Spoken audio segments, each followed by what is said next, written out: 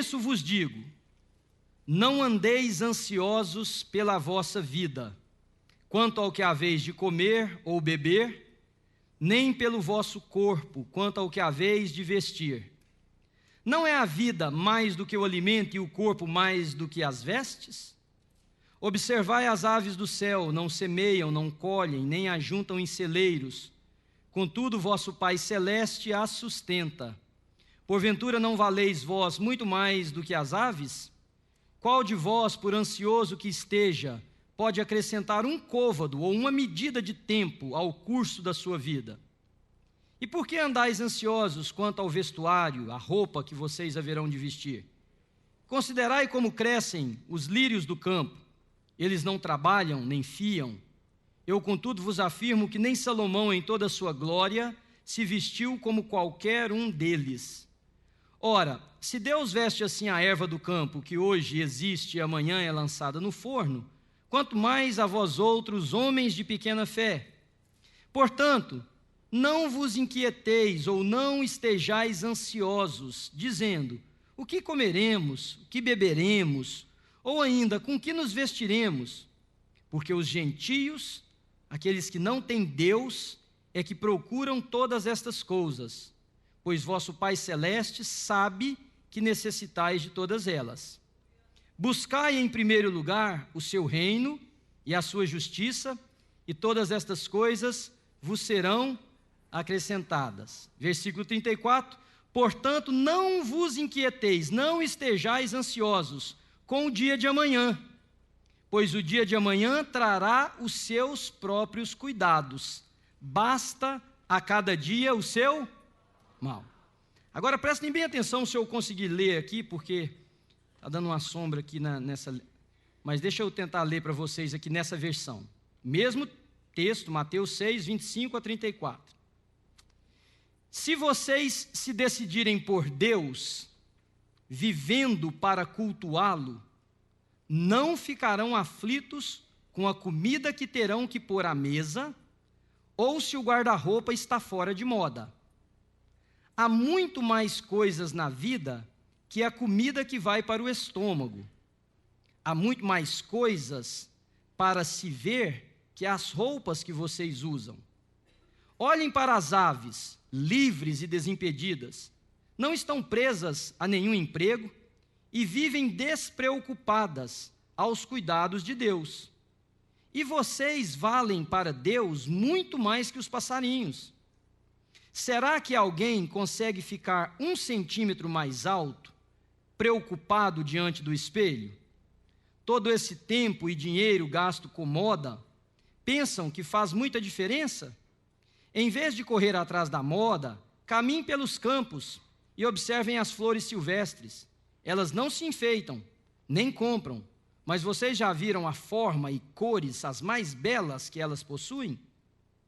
Os 10 homens e mulheres da lista dos mais bem vestidos iriam parecer maltrapilhos comparado às flores.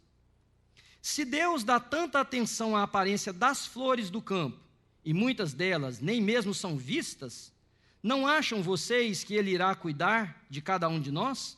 Ter prazer em vocês e fazer o melhor para vocês? Quero convencê-los a relaxar e a não se preocuparem tanto em adquirir.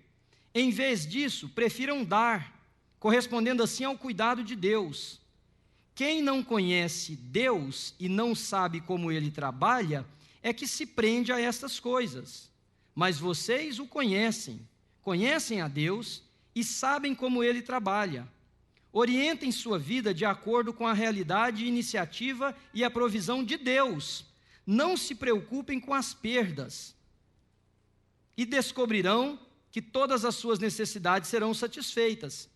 Prestem atenção apenas no que Deus está dizendo agora e não se preocupem quanto ao que pode ou não acontecer amanhã. Quando depararem com uma situação difícil amanhã, Deus estará lá para ajudá-los. Amém? Essa é uma outra versão da Bíblia que eu gosto muito de ler, chamada A Mensagem, porque ela traz clareza a muita coisa que às vezes a leitura convencional não traz. Bom, tem 2 frases que definem a ansiedade que eu acho muito interessante. Uma delas diz assim: hoje é o amanhã que nós nos preocupamos ontem. Hoje é o amanhã que nós nos preocupamos ontem. E uma outra frase de um escritor americano da área de motivação, que ele diz assim: preocupação ou ansiedade é o mau uso da imaginação. Não é legal as duas? Preocupação ou ansiedade é o mau uso da sua imaginação. Eu dei o título para essa mensagem minha, da doença do século, com uma certa ressalva, porque eu sei que nós temos pelo menos 3 psicólogos aqui hoje à noite, e eles podem me dizer: pastor, isso não é doença, no sentido que nós categorizamos fisiologicamente das doenças, como existe num compêndio qualquer de medicina, que vai mostrar as doenças que o ser humano passa. Mas eu dei esse título de doença do século, se não por ela, pelo que ela causa. Porque a somatização dessa carga emocional, o peso excessivo desse mau uso da nossa imaginação, do medo do amanhã, do terror referente àquilo que está por vir, pode, e eu até concordo em parte, que não seja uma doença, mas ela produz inúmeras das doenças que a medicina hoje tenta desesperadamente cercar. Câncer, doenças do aparelho digestivo, gastrite, úlceras, e diversas outras, problemas de pele, problemas de queda de cabelo, dezenas e dezenas de situações que hoje são tratadas com medicamentos, têm um fundo emocional.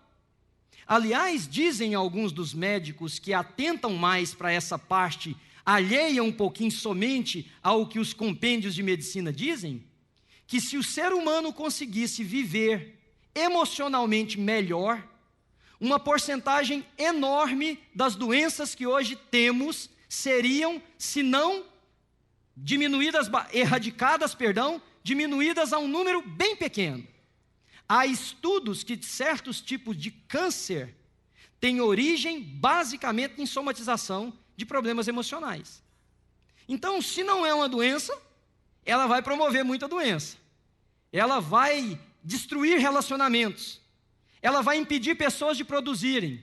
Ela vai cercear pessoas de fazerem coisas boas na vida. Há pessoas que não investem o dinheiro porque têm medo de uma desgraça que vai acontecer na economia.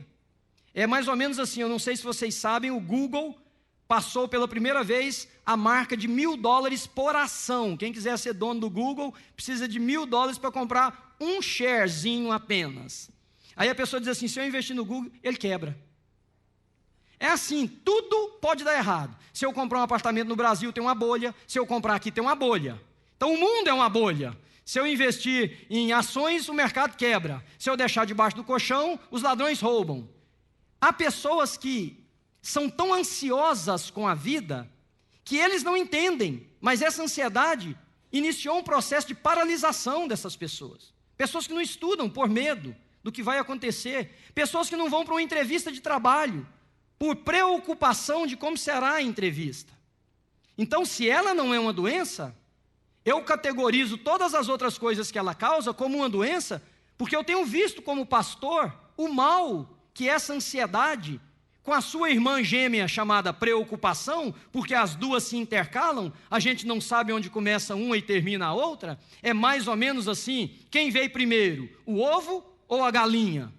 Porque você diz assim: eu sou ansioso porque eu me preocupo. Ou será que você não poderia dizer: porque eu me preocupo, eu sou ansioso? Ou porque eu sou ansioso, eu me preocupo, porque eu sou preocupado, eu fico ansioso? As duas parece que trabalham juntas e andam de mãos dadas, causando um estrago horrível.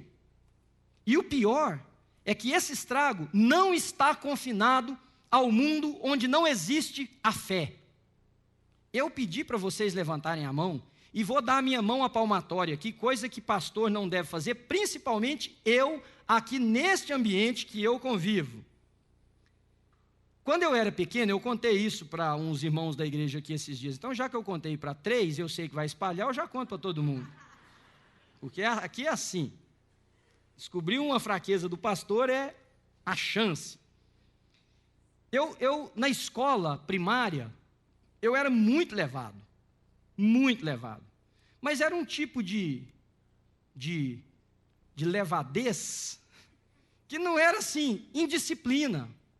Então teve uma professora que teve uma sacada genial na escola que eu estudava. Ela um dia falou assim para mim: Manuel, vem cá. Me pegou pela mão, eu me lembro como se fosse hoje. Me levou no pátio da escola e falou assim para mim: grita. Falei: como assim? Ela falou: grita. E eu abri a boca mesmo. E gritei. Ela falou: grita mais. E eu gritei. Ela falou assim: você está sentindo melhor? Falei: estou. Falei: então vamos embora para a classe. Todos os dias, por 1 ano, essa mulher me levava no pátio para gritar. Vocês acreditam nisso? Ela avisou meu pai e minha mãe. Ela disse: esse menino precisa disso. Ele tem que, sei lá, aliviar essa carga. Aquela época, se existissem aí, né, o que tem hoje, eu teria, sei lá, ADD, DDT, BHC, tudo quanto é tipo de... Eu fazia isso. Queridos, eu ia no armazém, vocês se lembram do armazém, né? A minha mãe falava: Manuel, chega aqui com as coisas embrulhadas. Eu me lembro um dia que eu fui comprar sabão de quadro. Lembra do sabão Rio? Hã? Tinha o sabão Rio com sabão Coringa, lembra? Aí, quando tinha um pouco mais de dinheiro, eu comprava o sabão Rio. Quando a coisa estava ruim, eu comprava o Coringa. Eu cheguei em casa com a mão... Vocês lembram da cor dele? Não. Laranjado. Meio laranjado. Eu sou ruim de cor, mas era laranjado, vermelho, aquele negócio. Eu cheguei em casa com a mão tudo suja, porque eu fui desembrulhando o negócio na rua. A mamãe falava: meu filho, chega com as coisas aqui dentro do saquinho que eles põem. Batatinha, eu chegava com elas na camisa às vezes. Eu ia tirando. Aí o saquinho rasgava, era aqueles saquinhos de papel, rasgava e... Então pensa num cidadão ansioso. Vocês não têm ideia do nível de ansiedade que eu toda a vida vivi. Então, parte do que eu vou ensinar para vocês, junto com a palavra de Deus, nasceu da experiência que eu tive que descobrir para eu poder ser uma pessoa mais equilibrada. Há uma terapeuta, uma doutora em psicologia, muito amiga minha, que ela me disse que o meu vitiligo veio do meu nascimento. Que eu lutei tanto para nascer, que aquele senso de desespero meu para nascer, na verdade é porque minha mãe teve aquele problema que vocês já sabem, eu já contei aqui, na hora do meu parto, mas ela disse que a minha ansiedade foi tão grande, que esse vitiligo meu, na verdade, teve origem no meu parto, no meu nascimento, no parto que a minha mãe teve de mim. Bom, se isso não é doença, o que ela produz é doença. E há pessoas que me dizem assim: pastor, não tem como viver sem ansiedade nesse mundo que nós vivemos. Não tem. Se você não se preocupar com as coisas, se você não estiver ansioso pelo amanhã, porque o texto, principalmente nessa versão aqui, parece sugerir uma vida de bom vivant. Não, ao invés de se preocuparem com a vida, vá passear no campo e ver as flores. E aí você diz assim: pô, e quem paga minhas contas? Parece, e as pessoas me dizem, que se elas não correrem de cedo a de noite, preocupados com amanhã, com a conta, com o juntar, com o comprar, com o ter, com o possuir, ninguém vai a lugar nenhum nesse mundo, pastor. Não tem como viver sem ansiedade. Essa é a palavra que muitos me dão. Bom, se aceitarmos isso, nós temos um sério problema, porque só no texto que eu li, Jesus manda 3 ou 4 vezes, dependendo da versão que você tem, versículo 25, 31 e 34, dependendo da versão que você tem, versículo 21, 31, 34 e 27, que nós não podemos e não devemos andar. Bom, então tem um contraste muito grande. A gente diz que não pode, Jesus diz: não vivam assim, não fiquem assim, não sejam assim. Qual que é o ponto? E hoje eu preciso que você aguente aí comigo um pouquinho, porque para essa mensagem fazer sentido, eu preciso gastar um tempo a mais com vocês numa explicação. Todo ser humano, eu, você, qualquer um, a gente, instintiva ou não, luta por 2 coisas na vida: por significado e por segurança. Todos nós queremos na vida 2 coisas: significado e segurança. E você vai me ouvindo e pense, depois você processa isso aí na sua cabeça e peça a Deus para... Então, se eu estou em busca de significado, Eu preciso fazer alguma coisa nessa vida para que a minha existência não passe em branco, para que o meu nome não seja precedido ou seguido de uma lacuna, que diga que o Manuel fez, realizou, para que alguém olhe para a lembrança do meu nome e bata palma, ou tenha admiração, ou diga, foi este, foi aquele homem, este fez isso, fez aquilo. É por isso que muitos homens que eu converso, e mulheres, me dizem assim, principalmente entre os 45 a 55 anos de idade. Eu não fiz nada até hoje na minha vida. Mas como? São pais de família? São pessoas que criaram filhos estruturados, que amam a Deus? São homens e mulheres que têm uma relação nas suas igrejas? Se não nessa daqui, vários dos que eu conversei. Que a vida está cheia de significado, mas ele diz, eu não fiz nada. E aí, na conversa do não fiz nada, muitos me dizem assim, eu não tenho uma profissão, o que eu sou? Que estudo eu tenho? Quem sou eu, pastor? Eu estou passando pela vida em branco. Estão percebendo a busca de significado? Querem se realizar. Querem marcar a história da vida, dizer, eu passei por aqui, deixei rastro, fiz história. Tem algo aqui relatado que tem o meu nome, que carrega a minha imagem, que cita dos meus feitos. Por que dizem isso? O problema não é buscar significado para viver. Primeiro, porque nenhum de nós vive sem. Nenhum de nós vive sem busca de significado. Não é problema. Sabe onde está o problema? No padrão ou no parâmetro que você usa como determinação da sua significação como ser humano. O problema não é você buscar significado para viver, porque você e eu vamos buscar.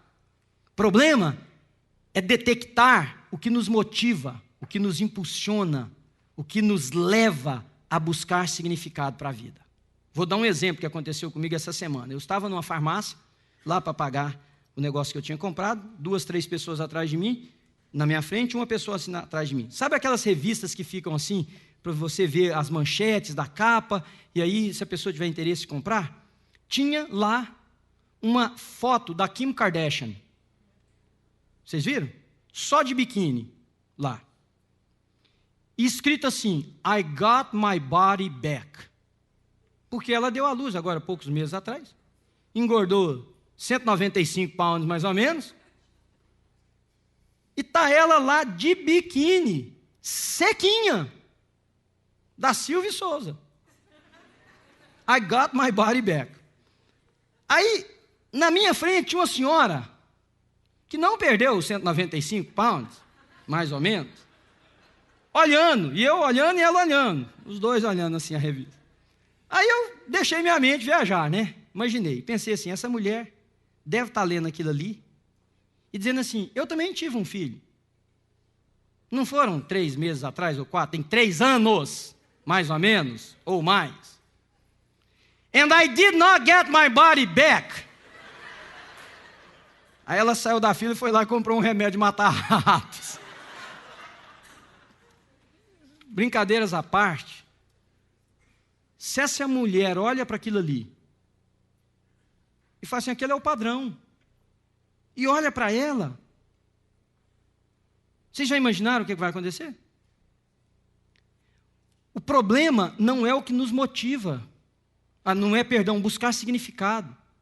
O problema é que o parâmetro que está sendo impregnado nas nossas mentes, de qual é o modelo de significação humana, é abertamente contrário às Escrituras Sagradas.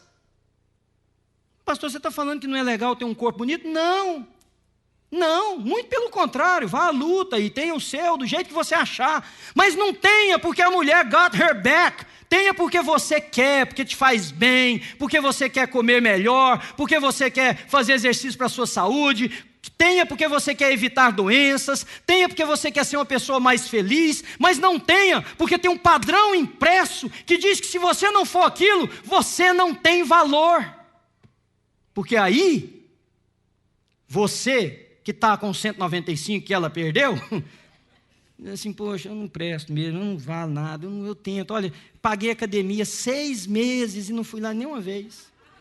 Falei que eu ia comer melhor, aí fizeram aquele... Tem uma comida, um escondidinho de frango. Tem uns que fazem, que não basta o creme de leite que põe, ainda forra com queijo por cima, para ter mais feta ainda no negócio. E não resisti. Dei no escondidinho de frango. No escondidinho, sei lá como é que é o nome da... faz lá num tabuleiro assim, o pessoal faz. De escondidinho tem lá, vai aparecer tudo que você imaginar. Aí a pessoa vai... Poxa, eu preciso. E vai gerando aquela ansiedade, porque o padrão... E por favor, não me entenda o que eu estou dizendo, para ninguém ficar gordo ou magro.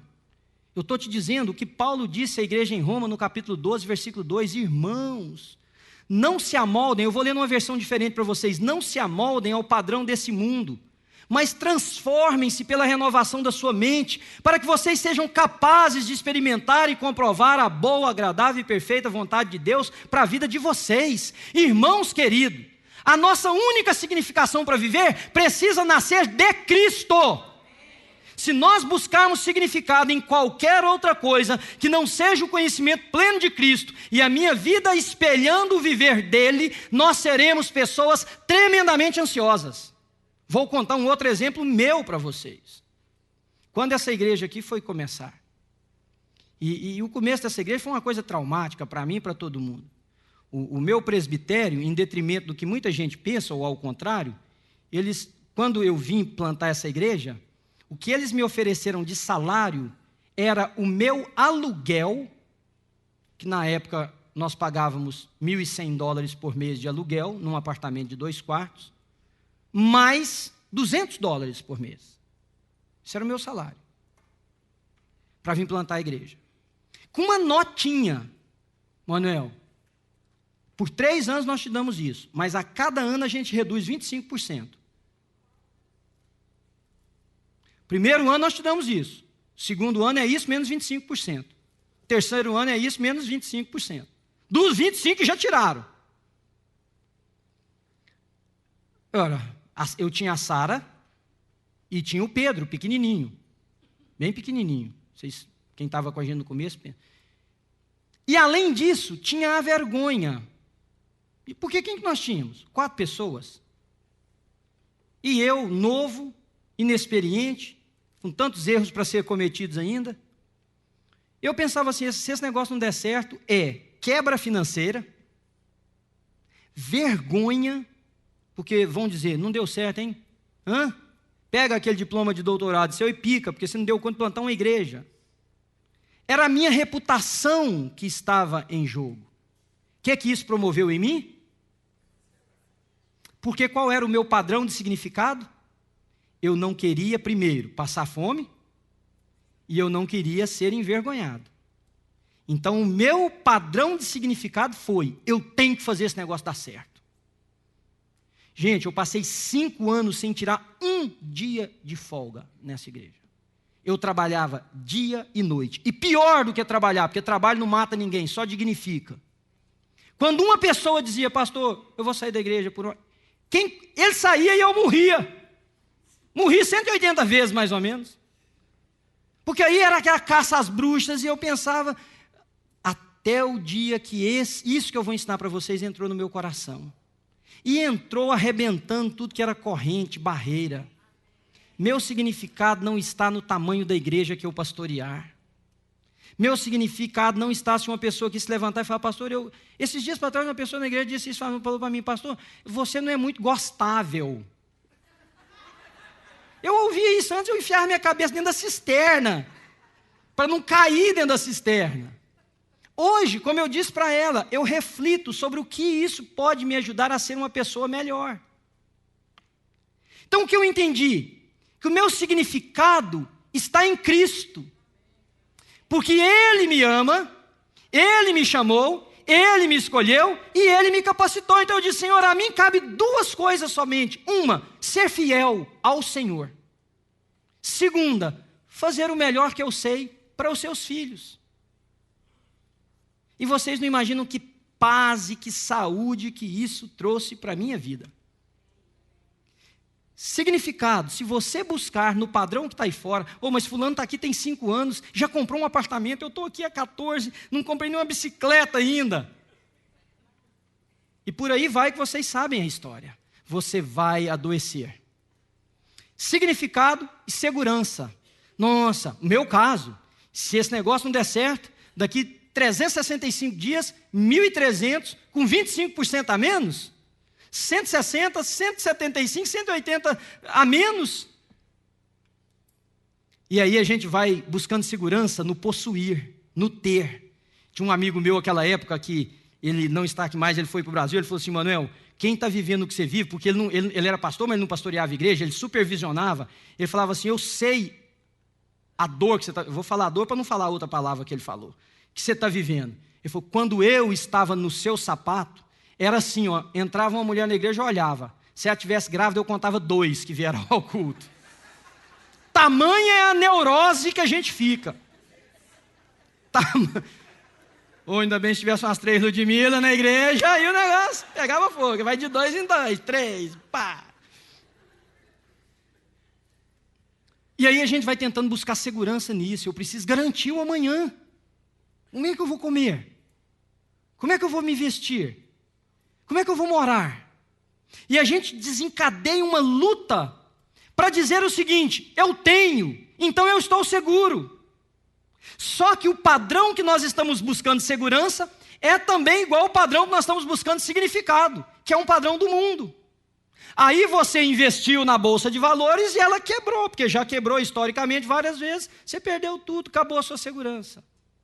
Aí você comprou o apartamento e teve a bolha. Aí você comprou a casa e teve, sei lá o quê, uma enchente. Você está parecendo o homem de Lucas, capítulo 12, versículo 19, diz assim: direi a mim mesmo, olha para tudo que eu tenho, ó minha alma, já sei o que eu vou fazer, vou destruir o que eu tenho, vou construir maior ainda, vou encher, e vou dizer para mim mesmo: tens em tesouro muitas coisas, come, bebe, vive regaladamente, o símbolo da segurança. Eu tenho para muitos anos, a minha conta bancária está cheia, eu já comprei tantas casas, eu tenho tantos imóveis. Pode, vive, bebe, come, vive regaladamente. Vai, como disse o escritor dessa outra versão, passear pelo campo e olhar as florzinhas e ouvir os passarinhos. Vai, você tem muito. Segurança, segundo os padrões do mundo. Mas aí uma voz do céu disse: louco, louco, alucinado, esta noite te pedirão a tua alma. E eu vou parafrasear o texto, me perdoem. O que o texto diz é o seguinte: o que tens acumulado, enfim. E a sua segurança, para onde é que foi? E a sua segurança desceu pelo esgoto da vida. Porque você disse que tinha muito, estava tranquilo, come, vive, bebe. A sua segurança estava exatamente no que Jeremias capítulo 17, versículo 5, nos orienta a não ter. Maldito o homem que põe a esperança do seu sustento no braço mortal e não faz do Senhor a sua segurança. Ou, maldito o homem que confia no homem e põe no braço mortal o seu sustento. Quem busca segurança nos padrões desse mundo vai correr riscos, porque a vida tem destas coisas. Para nós que estamos aqui, o dólar hoje vale, 2 e pouco, ele pode cair para 1 ou para menos de 1. Nada na vida é 100% seguro. Quando eu e você buscamos significado e segurança nos padrões deste mundo, porque o padrão de Deus da segurança é: confie no Senhor e não te estribes no teu próprio entendimento. Reconhece-o em todos os teus caminhos e ele endireitará as tuas veredas. Não seja sábio aos teus próprios olhos, diz o texto, Porque isto será saúde para a vossa carne e refrigério para os vossos ossos. Então eu quero agora caminhar para a segunda parte, dizer para você o seguinte: nós podemos ser diferentes. Amém? Nós podemos, não é uma proposta utópica de um pastor numa viagem alucinógena tentando ensinar para vocês alguma coisa que não, nós podemos ser diferentes, pelas razões que eu vou mostrar no texto. Mas é necessário que a gente faça uma coisa, e eu vou falar sobre ela na conclusão, mas eu quero te fazer um desafio agora. Você confia em Deus? Dá um sinal para a mão, se você confia. Não, você pode falar, pastor, estou na igreja, bicho. Não, mas às vezes você está aqui de carona com alguém, entrou no ônibus, estava passando na porta da sua casa e veio para cá. Então, você levantou a mão que confia, eu vi quem levantou. Então eu quero afirmar para você que nós podemos viver sem ansiedade. Podemos, eu também creio, minha irmã. Podemos. Vira para a pessoa que está do seu lado, se você tem intimidade, diz assim, olha, nós podemos viver. Se você não quer falar sem ansiedade, fala com menos ansiedade. Nós podemos viver com menos ansiedade.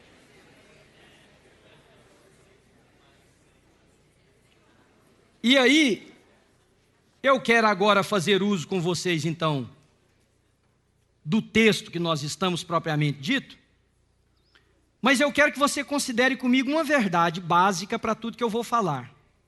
A ansiedade é tolice. Não é não? Pensa para você ver. Eu vou ficar ansioso, que eu não vou ter dor de dente. Eu posso evitar?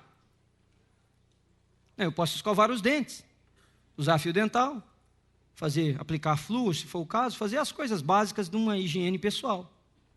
Mas eu tenho algum controle sobre isso?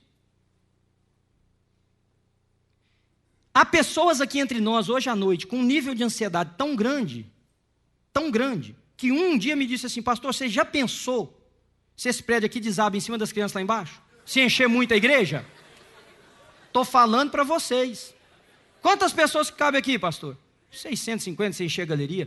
Pastor, não vamos encher, não. Mas esse é o propósito nosso, querido. Mas você já pensou? Querido, esse negócio aqui era um bomb shelter na época da Segunda Guerra Mundial. Esse piso que você está aqui, ó, são 2 pés de concreto armado com ferro, com trilho de ferro atravessado no meio, porque aquela porta que tem do lado ali era um bomb shelter. Se por acaso esse país fosse atacado, o povo de Framingham escondia aqui nesse basement, para bombar. Não, pastor, mas vai que está velho esses negócios aí.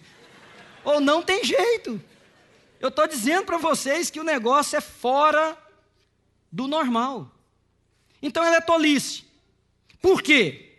Em primeiro lugar, ela trata como certo um futuro que não existe. E que nenhum de nós tem o menor controle sobre ele. Eu vou repetir para você, a ansiedade trata como certo um futuro que não existe e que nós não temos o menor controle sobre ele. Sabe qual é a melhor descrição que eu encontro para a ansiedade? Fé negativa. E eu explico por quê. Ora, a fé verdadeira, diz o livro de Hebreus, é o firme fundamento das coisas que se esperam e a convicção dos fatos que não se veem. Então a ansiedade, ela é uma fé negativa. Você traz à existência o que não existe. Você interpreta o texto da fé com o desequilíbrio emocional seu e faz dele a realidade. Você já vê a desgraça.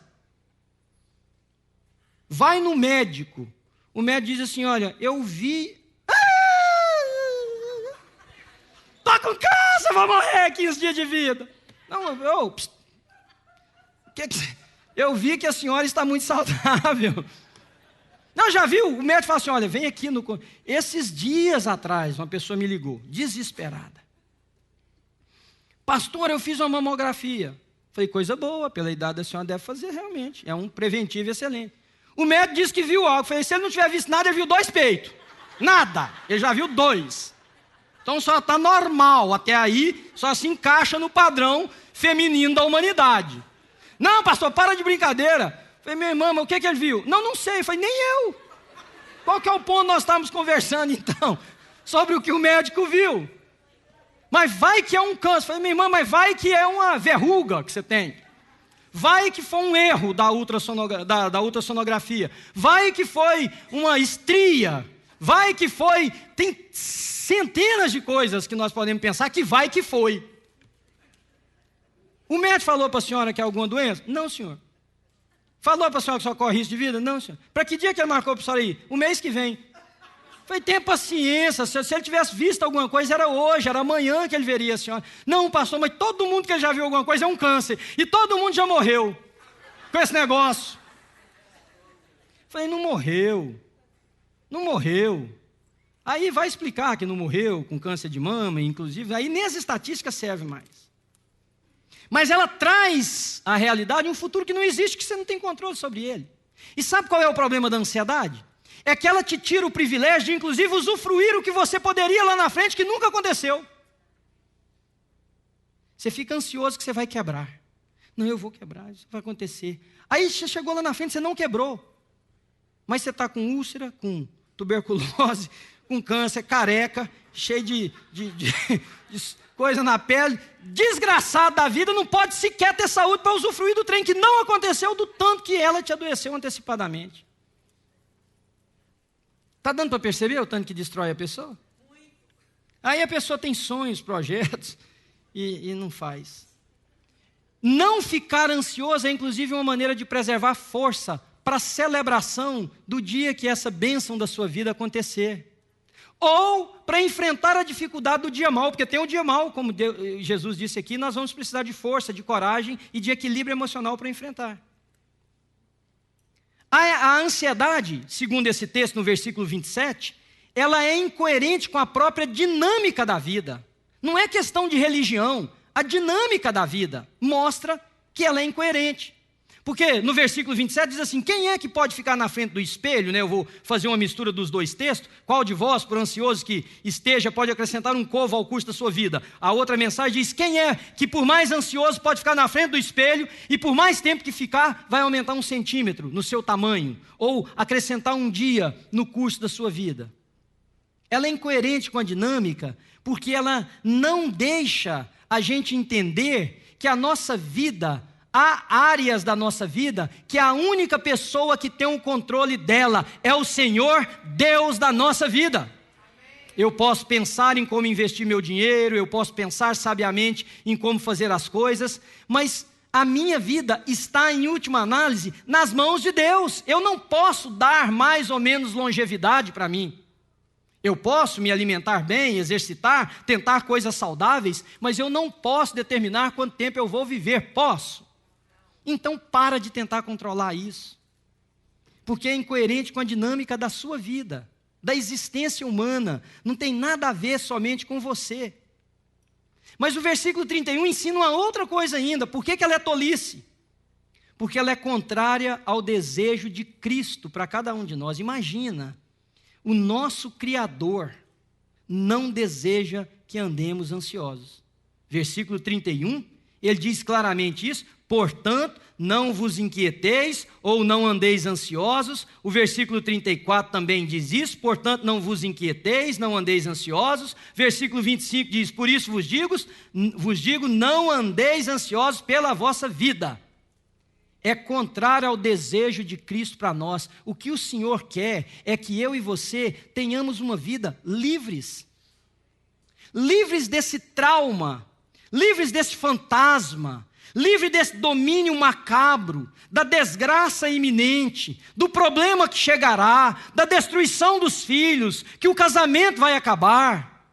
Conversando com uma senhora um dia, nos seus 30 e poucos anos de idade, casada, bem casada, conheço o esposo dela, e ela disse assim para mim, pastor, hoje, porque as pessoas ansiosas, elas generalizam, porque detestam se sentir solitárias naquilo que prejudica a vida delas. Então ela disse assim para mim, pastor, hoje em dia todo casamento, quando a mulher chega ali por 50 anos de idade, ele está acabando. Falei, por quê? Porque aí os maridos querem uma mais nova. Falei, mas todo? Aí eu brinquei com ela, falei, então o meu tem 2 anos de vida só. Não. Falei, minha senhora, só tem 30 e poucos anos de idade, vive bem, tem um bom marido. A senhora já está imaginando que lá para os 50 o seu marido vai querer uma outra mulher que não seja a senhora? Jesus não quer que a gente viva assim. Jesus quer que a gente viva uma vida ciente de que filhos, casamento, marido, mulher, principalmente as mulheres, finanças, saúde, tudo que nós temos está nas mãos dele. Eu não posso evitar a Sara e o Pedro de serem e trilharem o caminho que eles quiserem para a vida, posso? Por mais que eu arranque os meus cabelos, por mais que eu fique branco com esse vitiligo meu, eu consigo isso? O que eu posso fazer? Eu posso ensiná-los a amar a Deus, eu posso investir a minha vida neles, eu posso ser um bom pai, eu posso passar valores, eu posso orar por eles e com eles, e that's it. A vida dos meus filhos está entregue nas mãos de Deus. O meu casamento tem que estar entregue nas mãos de Deus. A minha vida tem que estar entregue nas mãos de Deus. E eu preciso entender que, querendo ou não, em última análise, é isto que vai acontecer. Então, por que não fazer isso agora de bom grado e de escolha voluntária? E de confiar tanto no Deus que você levantou a mão, que você diz: Senhor, isso aqui vai ficar tudo nas tuas mãos. Vai ficar nas tuas mãos. Pedro nos ensina isso no capítulo 5 da sua primeira epístola, no versículo 7. Lançando, pois, irmãos, sobre Cristo toda a nossa ansiedade, porque Ele tem cuidado de nós. Está ajudando você a pensar sobre isso? Ok. Então deixa eu dar mais um, aqui eu encerro por causa do horário. Mais um tópico para vocês. Que esse é grave. E eu sei que algumas pessoas vão ficar chateadas comigo, mas o texto diz isso, não sou eu. Ó, o versículo 32. Porque os gentios é que procuram todas estas coisas, pois vosso Pai Celeste sabe que necessitais de todas elas. A ansiedade, ela é um comportamento típico daqueles que se sentem órfãos. Não por falta do Pai terreno, órfãos do Pai Celestial. A base da ansiedade poderia ser descrita talvez melhor por essa linda canção que eu vou ler uma parte dela para vocês. Um menino caminha e caminhando chega no muro. E ali logo em frente a esperar pela gente o futuro está. E o futuro é uma astronave que tentamos pilotar. Não tem tempo, nem piedade, nem tem hora de chegar. Sem pedir licença muda a nossa vida e depois convida a rir ou chorar. Nessa estrada não nos cabe conhecer ou ver o que virá. O fim dela ninguém sabe bem ao certo onde vai dar. É uma música. E o poeta talvez não conhecesse a graça que nós conhecemos de Deus. A nossa vida não está largada no mar dessa existência humana, no léu, está aí solta, não. Mas isso aqui é ansiedade, porque a ansiedade é um comportamento típico daqueles que se sentem órfãos de Deus e tentam pôr a mão no controle do futuro das suas vidas, que nós não podemos colocar. Por isso que eu achei que essa canção descreve tão bem. A ansiedade é uma tentativa de controlar o incontrolável. Nasce do sentimento de orfandade, brota da compreensão de solidão, de abandono. Eu estou sozinho, não tem ninguém para olhar isso por mim. Por isso, se eu não ficar ansioso e cuidar, não acontecerá. Mas eu posso te dizer, em nome de Jesus, olhando cada um de vocês nos olhos, aquele aqui que teve um encontro com Deus, sincero e verdadeiro, você não é órfão. Você não está só e você tem um Deus que ama você. E eu vou te dar várias bases para você guardar aí na sua cabeça. Depois você ouve o CD da mensagem. A Bíblia diz que Deus nos ama. E diz do Gênesis ao Apocalipse. Mas se nós esquecêssemos de todos os outros versículos, João 3,16 diz que Deus nos ama de tal maneira que deu seu filho para morrer em meu lugar. Eu sou amado de Deus. Você é amado de Deus. E qual é o pai que, como eu e você, tendo pecados, sabemos dar boas coisas para os nossos filhos, que dirá o nosso Pai Celeste que é perfeito? Então Deus me ama, Deus te ama. Ele nos perdoou, porque o que nos afastava dele era pecado. João capítulo 1, versículo 12, mas a todos quantos o receberam, deu-lhes o poder de serem feitos filhos de Deus. João 5, 24, quem ouve as minhas palavras e crê naquele que me enviou, não entra em juízo, mas passou da morte para a vida. Deus nos ama e Deus nos perdoou. E Ele nos perdoou para que a nossa vida fosse dele. para que a nossa vida fosse dele. É isso que ensina Efésios capítulo 1, versículo 5, que ele nos predestinou para a adoção de filhos por intermédio de Cristo Jesus, segundo a sua imensa vontade. Eu sou filho de Deus. Você deveria ter dito, eu também, pastor.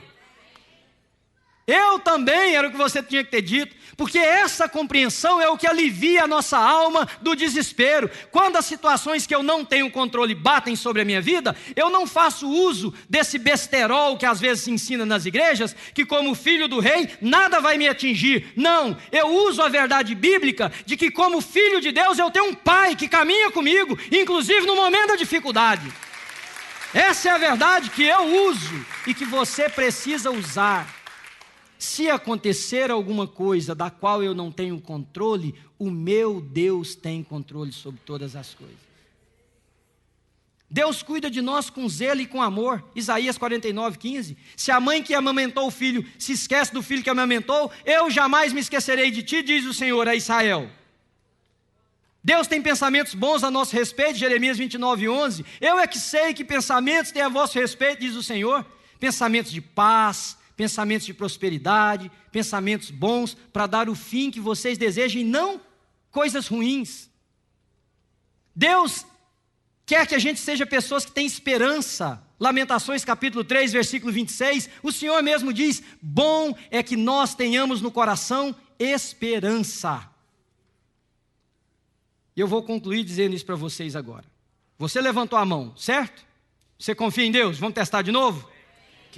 Então vamos fazer um teste por uma semana nessa igreja. Eu volto domingo que vem pregando sobre o reino de Deus, porque o final dessa mensagem, que a gente não, vocês nem perceberam, a gente usa o versículo 33 muitas vezes descontextualizado, diz assim, falando disto, de ansiedade, diz assim, mas buscar em primeiro lugar o reino de Deus e a sua justiça, todas essas coisas serão acrescentadas. Domingo que vem a gente fala sobre isso, no outro domingo a gente fala sobre a culpa.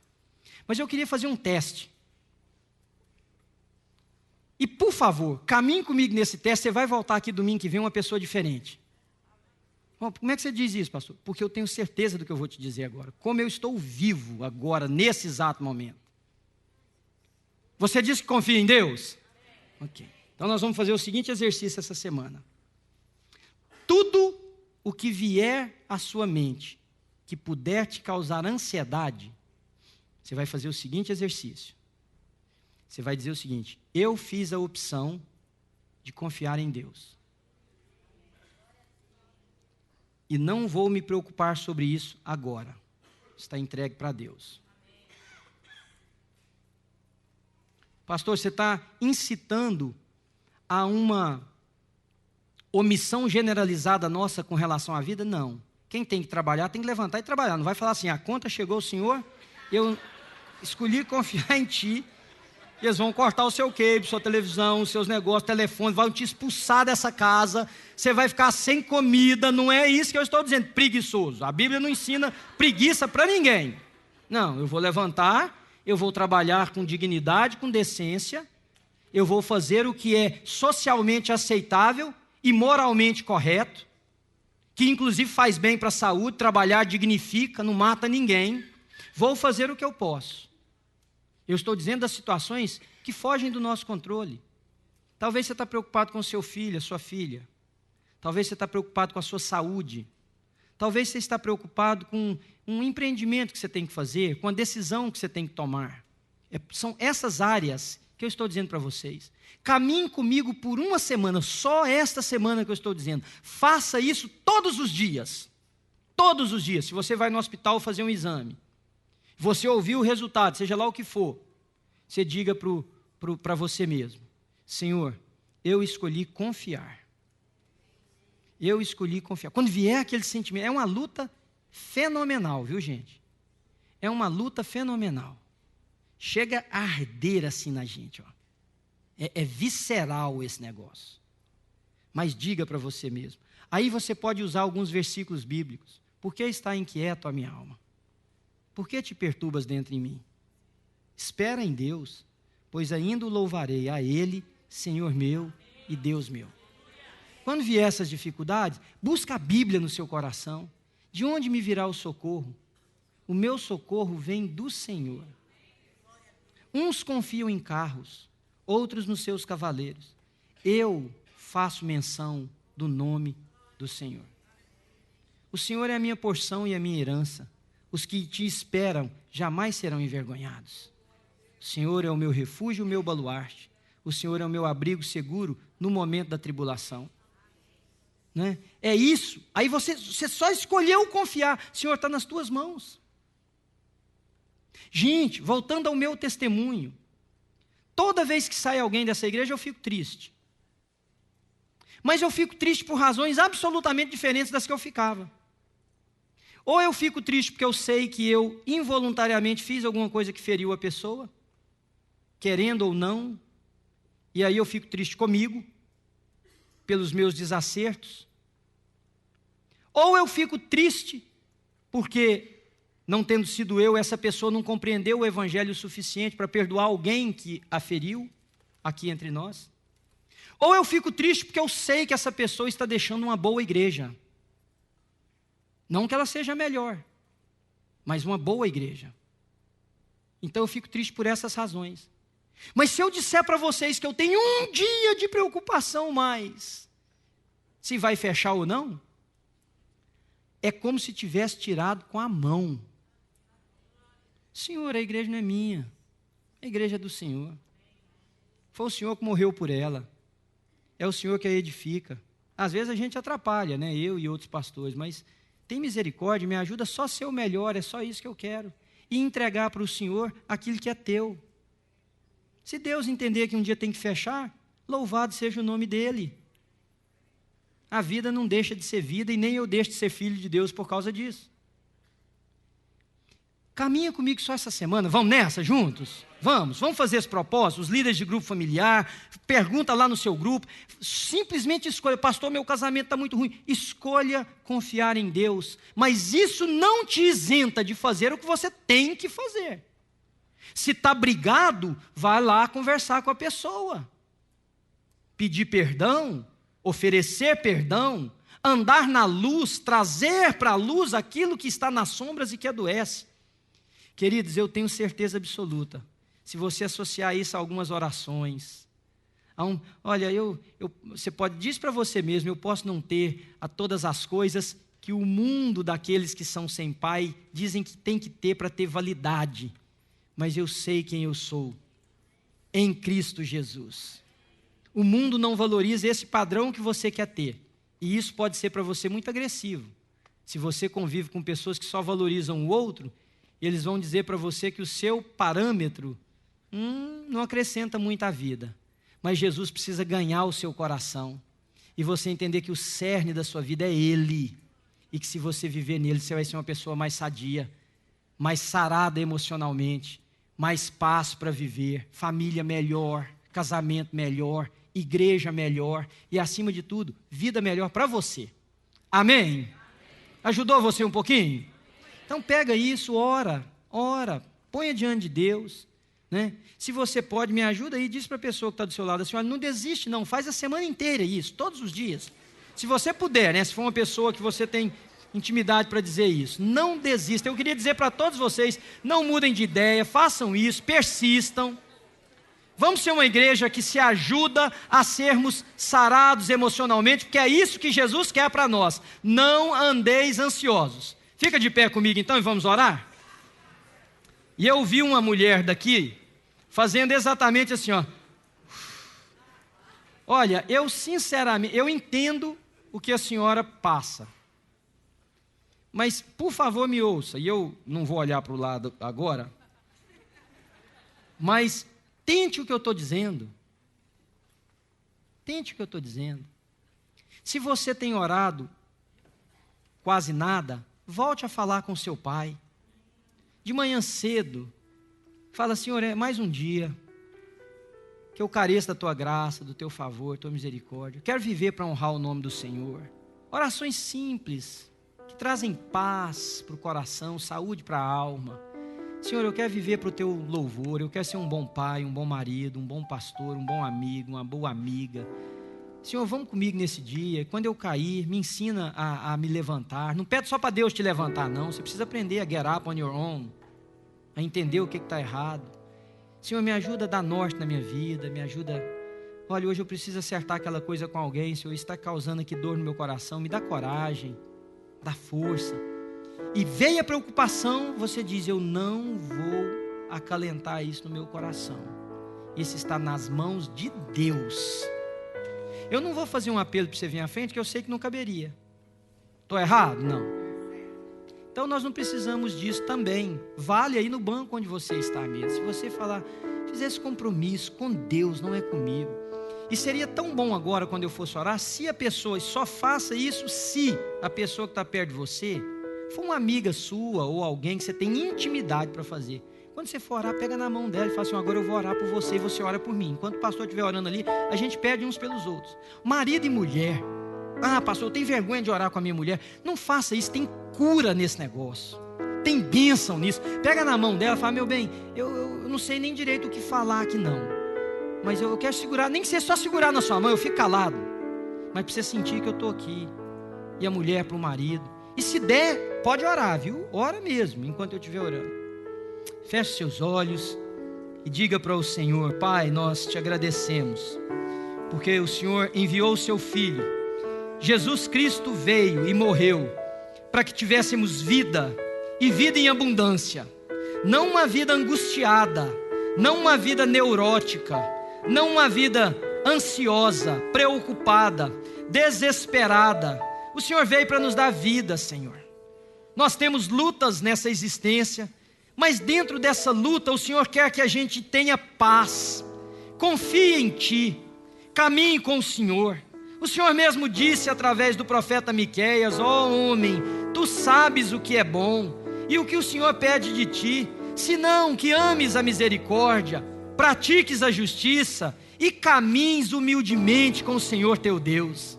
Pai, é só isso que nós queremos. Nós queremos uma vida com menos tensão, com menos dor, com menos angústia. Senhor, não nos deixe estar comendo hoje pensando que vai faltar alimento daqui a alguns dias. Tira de nós esse sentimento de desgraça iminente, Senhor. Ajuda-nos a confiar em Ti. Dá a cada um de nós que está aqui essa semana essa capacidade de lançar sobre o Senhor toda a nossa ansiedade, porque o Senhor nunca nos desamparou. Nunca nos desamparou. O Senhor jamais nos desamparará. Aliás, esse é o cerne da fé cristã, Senhor. Temos um Deus que nos ama eternamente, sempre amou, ama e sempre amará. Se é assim, Senhor, eu posso confiar em Ti. Eu posso confiar no Senhor, inclusive e acima de tudo, as minhas imperfeições, as minhas incapacidades, as minhas incoerências, e saber que quando elas vierem, o Senhor fará aquilo que eu não posso fazer, e aquilo que eu posso fazer, o Senhor estará do meu lado para que eu saiba como, quando fazer. Deus amado, põe essa verdade no coração da nossa igreja, Senhor. Senhor, coloca como que por força do Teu braço, na mente e coração de cada irmão nesse lugar. Pai, nós queremos que a Nova Vida seja uma comunidade terapêutica, um lugar de saúde emocional, de saúde espiritual, obviamente, mas de homens e mulheres que Te amam e que refletem esse amor também no cotidiano, Senhor, no ir e vir, nos relacionamentos afetivos.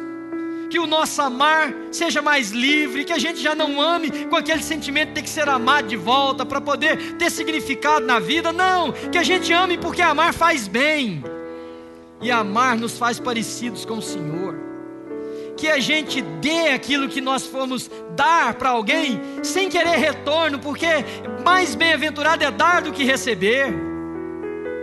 Tira de nós esse senso de competitividade, esse senso de significação humana baseado em conceitos e em valores terrenos. Nosso significado precisa vir do céu, Senhor. O que importa para nós é o Senhor olhar e falar, servo bom e fiel. E o Senhor está agradado de cada um dos Teus filhos. Então não há mais o que forçar para agradar ninguém, Senhor. O resto é a graça do Senhor. Nós só precisamos de fazer o que podemos, esperar que as pessoas sejam misericordiosas conosco, Esperar que o Senhor também nos ensine a ser misericordiosos com os outros. Não viver em estado de guerra, Senhor. Numa conspiração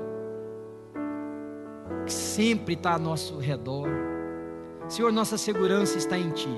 O Senhor é o nosso refúgio e fortaleza. Nada mais, nada menos. A minha vida e a vida de cada um dos meus irmãos aqui está escrito na palma da mão do nosso Senhor Jesus Cristo. Fomos comprados por precioso sangue. Pai, eu quero orar por alguém que estiver aqui hoje à noite, que não pode dizer estas coisas porque não tem esse caminhar com o Senhor. Senhor, eu queria pedir ao Senhor, em nome de Jesus, que o Senhor coloque essa verdade no coração dessa pessoa. Não crer num Deus assim é uma incoerência existencial, é uma perversidade suprema. Deus que quer nos dar vida e vida abundante ao lado dele. Como que alguém pode não querer isso, Senhor? Tira as escamas, porque às vezes essa pessoa está te vendo pelo olhar de uma religião que a maltratou, e o Senhor não é isso. Tira dos olhos, Senhor, tira dos olhos, tira dos olhos. Faz essa coisa linda aqui entre nós. Senhor, obrigado, porque o Senhor me deu o privilégio de poder pregar essa mensagem. Eu me sinto tão bem em ter feito isso aqui hoje, Senhor. Eu me sinto tão honrado pelo Senhor ter me dado o privilégio de repartir com os meus irmãos aquilo que já me causou tanta dor. Que nós sejamos todos, Senhor, pessoas que saram os outros através das nossas próprias enfermidades e dores, porque foi isso que Cristo fez. Isaías viu isso de longe. Como ovelha muda perante os seus tosqueadores, ele foi levado, e ele não abriu a sua boca, porque o castigo que nos traz a paz estava sobre ele, e pelas suas pisaduras nós fomos sarados. Promove cura aqui hoje à noite, Senhor, em nome de Jesus. Da direita à esquerda, da frente até atrás, nessa igreja, Espírito de Deus, alivia o seu povo dessa angústia, Senhor, e pela confiança em Ti nos ajuda a viver solidificados na rocha, amparados pelo Senhor, guardados pela confiança num Deus que tudo pode. Irmãos, hoje mais do que qualquer outro dia aqui nessa igreja, eu estendo as minhas mãos como sacerdote do Senhor nessa igreja sobre a sua vida, como seu irmão e companheiro de caminhada, como pastor seu, como seu amigo ou conhecido para alguns de vocês. Eu estendo a minha mão sobre você, as minhas mãos, para me